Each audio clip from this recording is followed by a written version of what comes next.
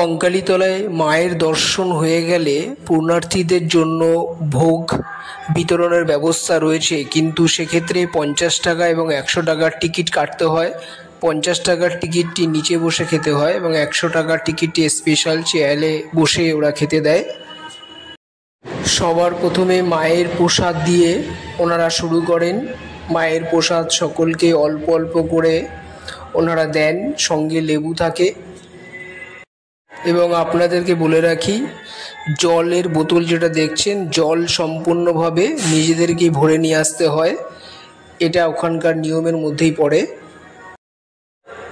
খাবারগুলি সম্পূর্ণ নিরামিষ, বেগুন ভাজা, ঢেঁড়স ভাজা, উচ্ছে ভাজা দেওয়া হয় এবং গরম ভাত সঙ্গে পরিবেশন করেন। এবং সবথেকে দারুণ বিষয় হলো এখানকার যে নিরামিষ মায়ের প্রসাদ সত্যি সুস্বাদু, অল্প খেলেই মনে হয় পেট ভরে গেছে।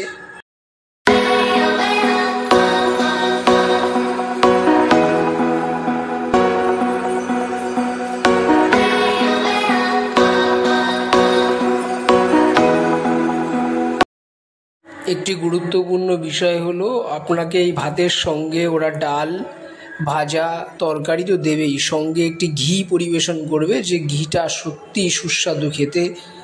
এবং সর্বশেষ আইসক্রিম, একটি মিষ্টি ওরা পরিবেশন করে।